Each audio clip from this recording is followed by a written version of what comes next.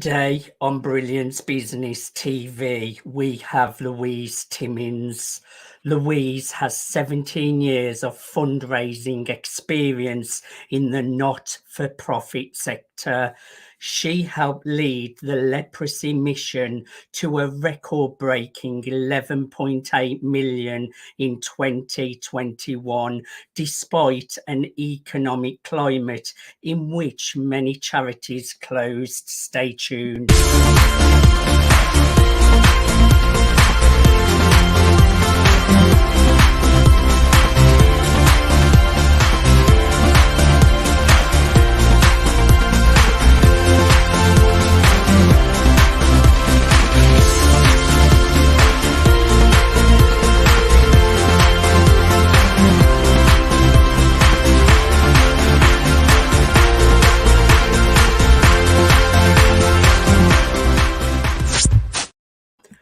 Welcome to Brilliance Business TV, conversations with leading experts in business.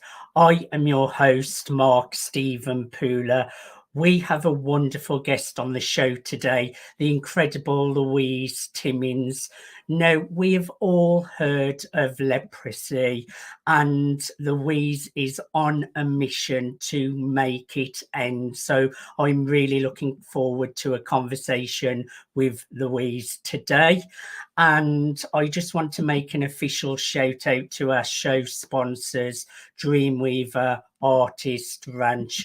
We are streaming live on MSPnewsGlobal.com. We're on Facebook, Twitter, Instagram, LinkedIn, YouTube, and we're also on the E360 TV network under Fresh Takes, going out to Apple TV, Fire TV, Android TV, Roku, and many more. And we're also on Business Innovators Radio Network. So let's bring in our incredible guest, Louise Timmins. Welcome to Brilliance Business, Louise. Oh, thank you so much, Mark, for having me today. It's an honour to be here.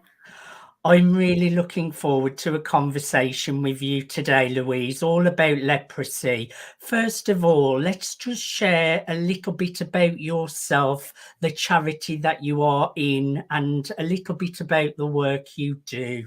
Yeah, absolutely. So I work for the Leprosy Mission. It's almost 150 years old as a charity. I look after a fundraising team of around 20-25 people. I am married with two amazing children. My little girl is from Nepal, adopted, and my son is half Afghan and half Lithuanian.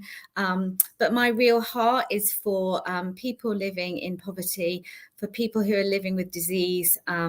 Yeah, so that's my job.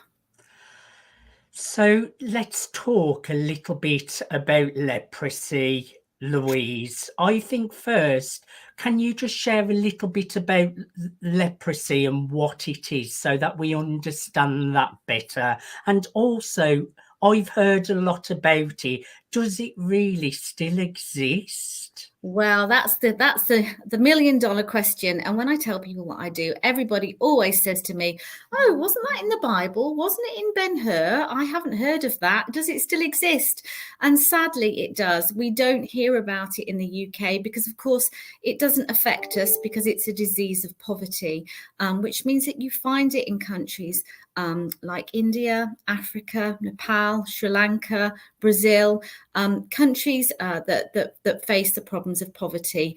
And we can go out to these countries and we are not at risk of catching it because our immune systems are so high. So if you live in areas of overcrowding where there's poor sanitation and very low levels of nutrition, that's when you're more likely to contract the disease. And unbelievably, there are still over 200,000 people diagnosed with the disease around the world, and people are quite shocked when I tell them that. The disease itself, it's a bacteria. We still don't know exactly how it's transmitted, but we think it's by airborne water droplet, which is just like a cough, a simple cough. And the really exciting news, the amazing news, is that you can cure it very simply for £24 with a mixture of 3 antibiotics called multi-drug therapy. But the problem is that there is still such stigma in the countries in which we work against people with the disease that there's a terrible fear of coming forward with the early symptoms. People are worried about losing their jobs, losing their families. Some people sadly are still thrown out of their homes. In India, you can divorce somebody just because they've got leprosy. And the problem with that is that if you don't catch the disease early, it affects some of the nerves in your body, which means, first of all, you lose feeling in your hands and feet. And you can imagine, you know, when we're cooking and we might have a hot pan and we burn ourselves, we'd move our hands away really quickly because we'd feel the pain. But somebody who is affected by leprosy and is not cured quickly will burn their hands, they'll lose their feeling, they'll burn their hands. That can then ulcerate. There are also problems with clawing fingers. So your fingers claw in just like that. Now you imagine if you were a labourer in a field, how do you hold a tool? How do you hold your child's hand? How do you look after your family? How do you even do basic things like do up buttons or go to the toilet? Some of the other things that happen is that you lose the feeling in your feet as well. So again, if you're in a country where you're walking with no shoes and a stone goes into your foot, for example, you don't feel that happening. And if there's no clean water to wash your wounds again ulcerate, they become infected and can lead to amputation, which of course then brings in a whole new problem of disability.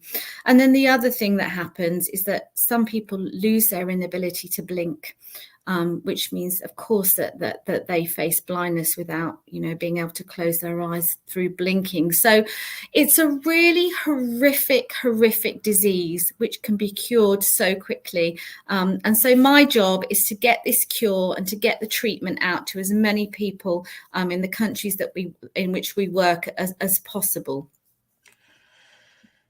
So it's better to catch it early on. That's it. Yeah, exactly. The treatment's really simple. It just costs £24 of simple drugs. I think it's really sad, Louise, and it makes me realise how blessed we are in this country and many other countries that this isn't even an issue. Isn't that sad that just basic healthcare is not available to people? I think that is really tragic. It is. And particularly, you know, when I go out and I visit some of the hospitals that we work with and some of the communities, to see children affected by this unnecessarily really upsets me, you know. And I have children myself, and as parents or grandparents or aunts or uncles, you know, we can all identify with that, can't we? And we have a story in our latest campaign of a young girl called Shakti, and her leprosy wasn't caught in time, and she is now one of our hospitals in Nepal at Anandaban Hospital, waiting to have a prosthetic leg fitted for an amputated leg. And at 16, you know, this has really stolen her hopes and dreams for the future, because she believes that, you know, her dream of becoming a doctor will never happen now. Here we have all the opportunities, don't we? You know, having a disability in this country is really much less of a barrier to fulfilling your dreams. But in the countries where we're working, that just isn't the case in many cases. And I just think it's tragic that this ends people's lives, because losing a limb, though it hasn't ended your life, that has ended so much of your life and the possibilities of the things that you can go on to do. Louise, I think it's so sad, and it's really great work that you're doing. Have you actually witnessed and seen leprosy for yourself, Louise? Yes, I have. So I've been out to many of the countries that the Leprosy Mission works in. I'm in India more than any other country, because over 60% of all cases are found in India every year. And I guess what touches me the most is that it's almost not the physical side of the disease that hits people the hardest. It's the emotional trauma that it brings. I mean, you imagine if you have, you know, been thrown out of your family and you lose all that you hold dear just because just because you have a disease that actually is curable. And I remember once sitting in a community, and the community leader was standing at the front of the little group, and he himself was very badly disabled by leprosy, had very badly clawed hands, and disabled feet. And he stood up and he said, our friends don't want us anymore. Our families threw us out. The community doesn't want us. But you come here all the way from England, and you sit with us, and you love us, and you touch us. And touch is such an important thing, isn't it? There's another story of a man in a hospital, and the doctor came up to him and he put his arm around him and said, "I'm really sorry." He couldn't speak the language, but he was asking the gentleman with him to translate. He said, "I'm really sorry. I'm going to have to amputate your leg." And at which point the gentleman just burst into tears, and the doctor said, "I'm really sorry. Can you tell him I'm really sorry? I know this is, a huge thing to lose his leg, and this is terrible news for him." And the patient said in response, "My leg is, I know my leg is useless. I knew that I was going to lose it, but I'm so happy that somebody's put their arm around me. You're the first person that's touched me in years." And you can imagine the effect on mental health of that, the isolation and the loneliness and the rejection. And that's another thing, obviously, that we're working towards ending with education.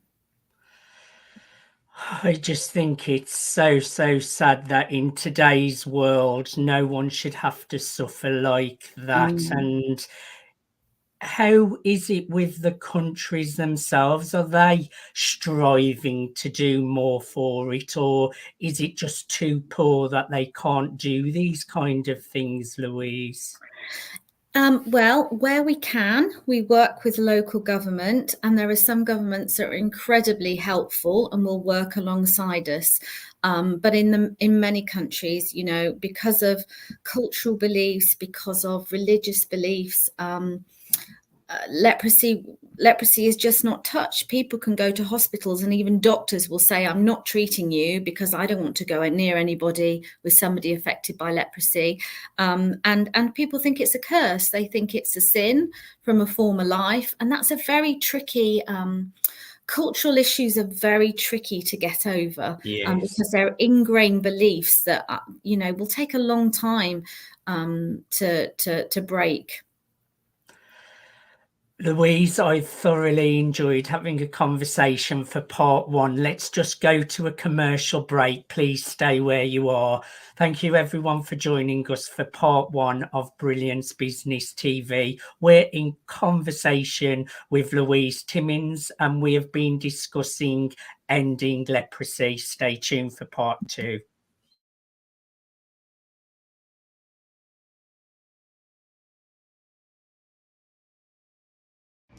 Hello everybody, Cyberchuck 2.0 here. I'm so excited to be able to share my vision of Dreamweavers Artist Ranch. They say you can't choose your family.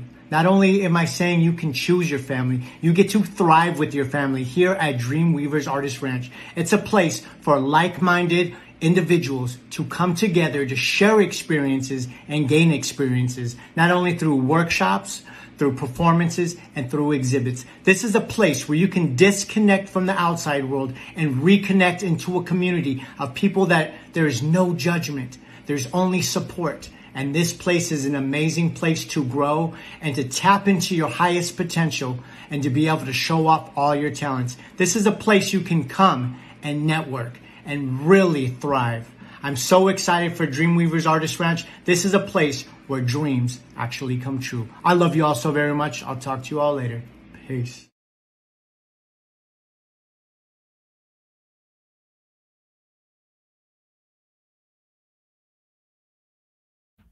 Welcome back to Brilliance Business TV, conversations with leading experts in business. We're in conversation with the incredible Louise Timmins, and we have been talking all about leprosy.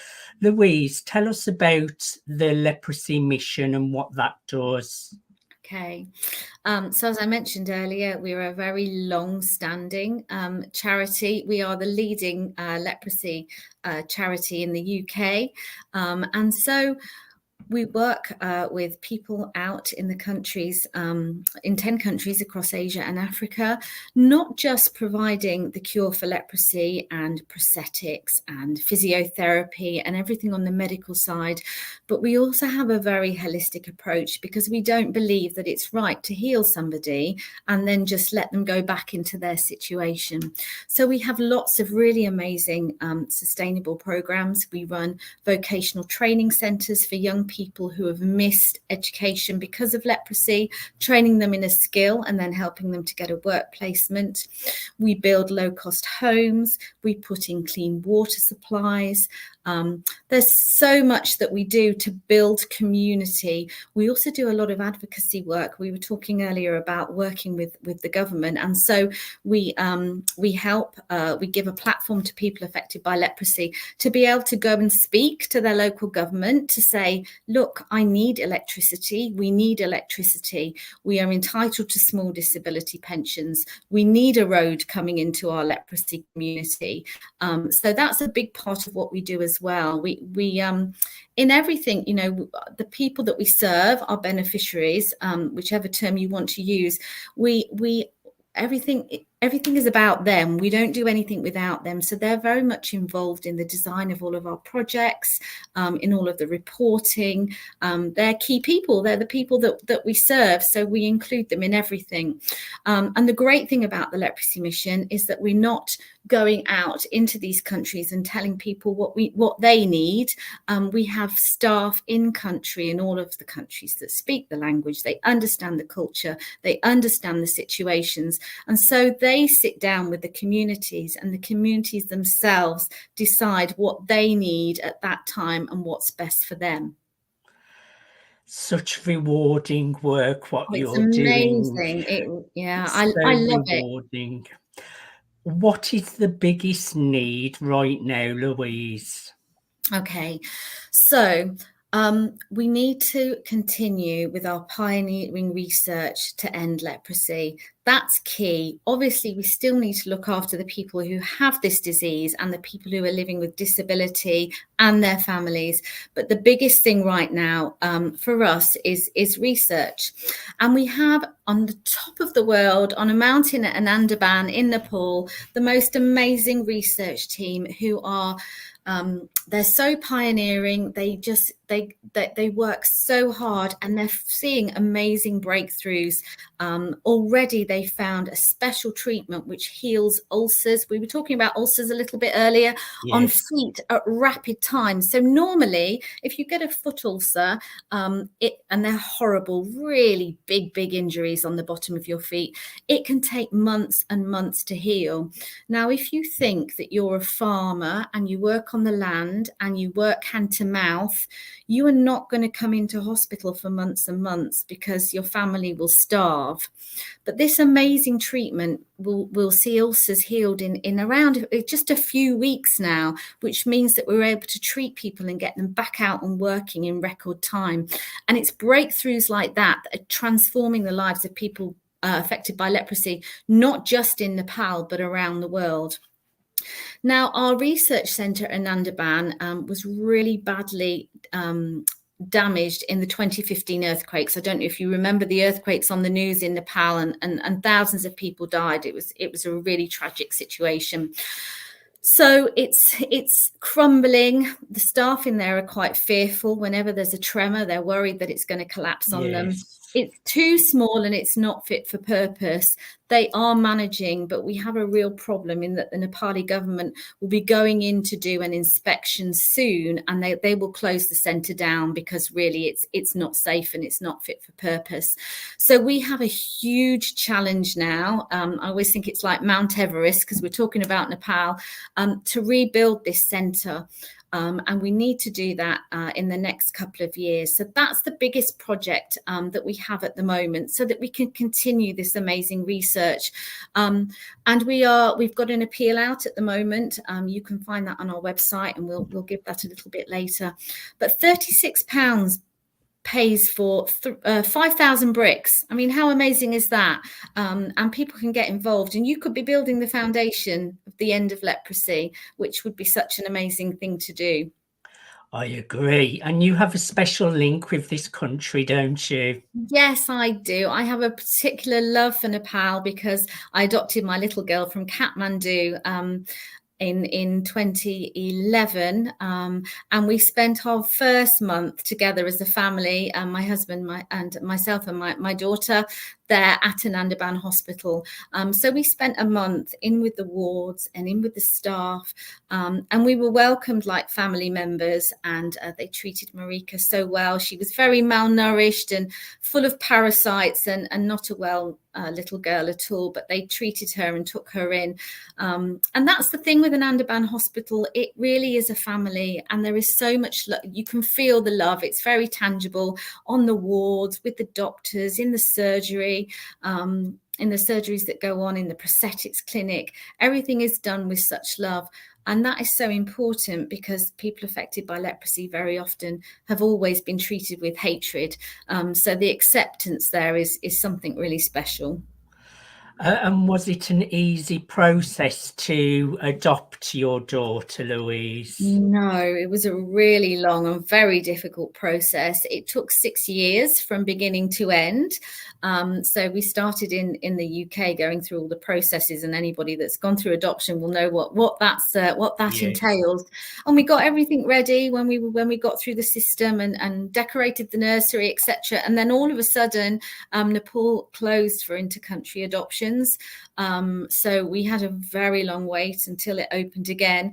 But I remember at the end of 2010, getting a lovely picture come up on my email while I was actually at work from a very special friend who runs the Leprosy Mission Nepal in country, of a little girl with a little note saying, "This is going to be your daughter." And so you can imagine, after 6 years, we were just so emotional and so gobsmacked. And then 6 months later, we went out to meet her for the first time. So really amazing experience. Very sad in many ways because she was one of 8 little babies lying on a wet mattress with, so much need. And I wanted to take them all. And I do like to go back to the children's home whenever I'm in Nepal just to visit them. But, there's so much need everywhere, isn't there? But if each of us can just do our bit, one thing, it makes the world a better place, doesn't it? And how old is she now, Louise? She's actually 12 next month. Oh. So she's been sharing her story a lot on social media, through me, and on the radio, as she knows the problem of leprosy, and she understands where she's come from. And obviously I talk about it a lot at home. Following in your footsteps. Well, we'll see. But yeah, I just, when I look at her, I think, I think of Shakti, the girl we talked about who'd lost her leg, I think that could have been Marika, because every child has the same potential, don't they? If they're given the same opportunity. And so that spurs me on, really. I look at my children and I think, thank God, they're in this country and they're safe and they won't face some of the terrible diseases that so many children around the world face, especially leprosy. I have thoroughly enjoyed learning all about leprosy. It's really opened my eyes and I understand a lot better now. My last question, Louise, how can people help? Okay.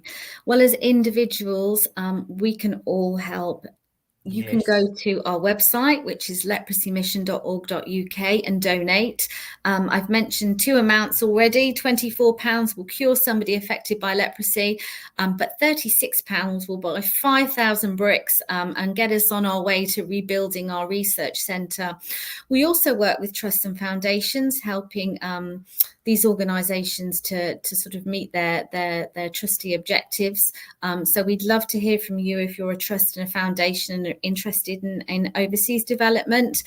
And 2, we work with businesses, helping organisations to meet their CSR goals. We do a lot of that now. And companies, it's not just about financial donations, it's about partnerships. So you might want to volunteer, or visit a project, or get involved in a different way. We can also come and speak at any of your groups and just, teach employees or teach your people a little bit more about leprosy and the needs actually in the wider world, because sometimes I think we can be very inward looking, can't we? And there is so much need in the UK, without a doubt, but it's just on another level when we look at, some of the countries affected by leprosy. I would encourage everyone, get involved, help end leprosy. Please donate at www.leprosymission.org.uk. Donate at www.leprosymission.org.uk. Once more, www.leprosymission.org.uk. Louise, I thoroughly have enjoyed having a conversation with you today. Thank you so much for sharing about this incredible mission that you're on. Also, congratulations on the success that you have already brought to the charity. That's a big number that you helped achieve last year. Tell us that quickly. Yeah, so it was an amazingly challenging environment last year. We did see in the sector that so many overseas charities, smaller ones particularly, were having to close.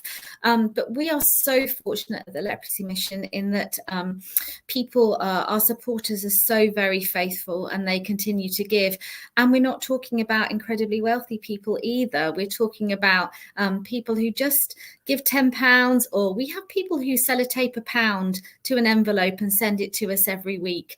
But that amazing amount, along with our trusts and foundations and some of our government funding as well, just makes our work happen. So and it's important too that we value our supporters, and that's part of my job as well. So I make sure that we don't just take, we also give back in terms of feedback and stories, and we show people how they've made a difference.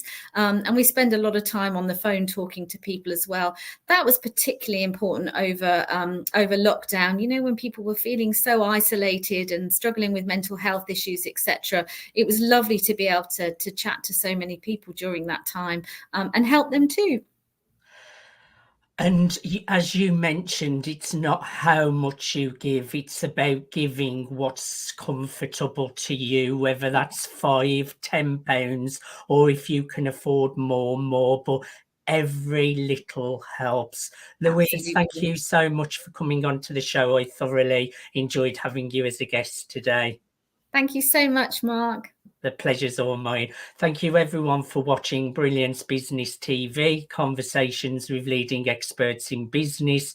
We have been in conversation with Louise Timmins, and we have been talking all about the Leprosy Mission. Until next time, bye for now.